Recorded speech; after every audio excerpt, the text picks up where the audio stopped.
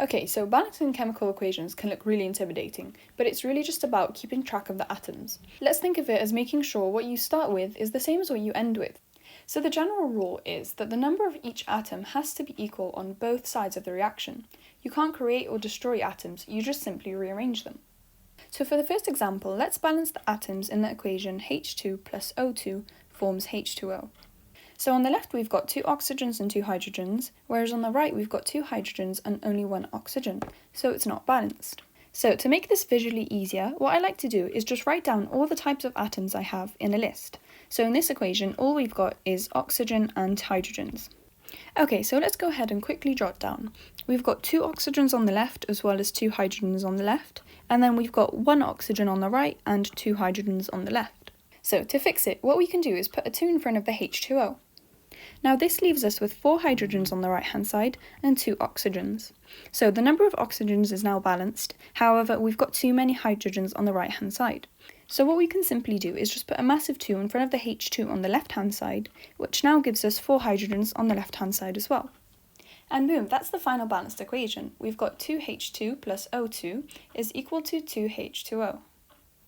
Okay, so for example 2, we're going to be looking at the equation C₃H₈ plus O2 is equal to CO2 plus H2O. So again, let's just start off by listing all the different atoms we have in the equation. So we've got carbons, hydrogens, and oxygens. Starting with the carbons, we've got 3 carbons on the left and we've got 1 carbon on the right. Then we've got 8 hydrogens on the left and 2 hydrogens on the right.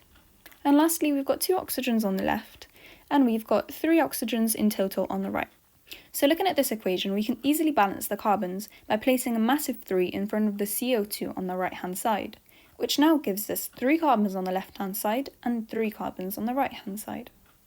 Next, let's tackle the hydrogens. If we've got 8 hydrogens on the left hand side and 2 on the right hand side, let's think about what number we need to use to balance the right side to the left.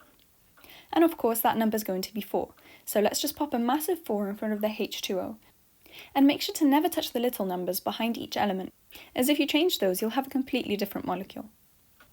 Before we add any more big numbers, let's quickly do a recount of how many oxygens we have on the right hand side.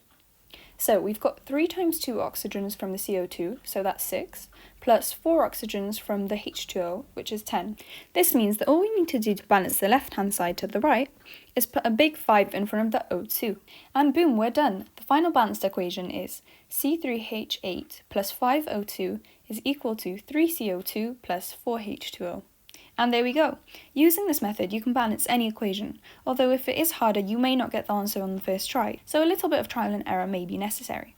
So before we finish, let's look at a couple of quick tips, just to make the process a little bit smoother. So the first tip is going to be balance the metals first, then hydrogens, then oxygens. So if your equation contains any metals, always start by balancing those, then any other atoms, and lastly do hydrogens and then oxygens, as that'll always be the easiest order to balance your atoms in. Next, never change the little numbers in the formulas, only the big numbers in the front. This is because if you change a little 2, for example in H2O, and you make it H₄O, then you're dealing with a completely different molecule that has nothing to do with water anymore. So it's crucial just stick to changing the big numbers in the front, and never touch the small ones. And lastly, always check at the end.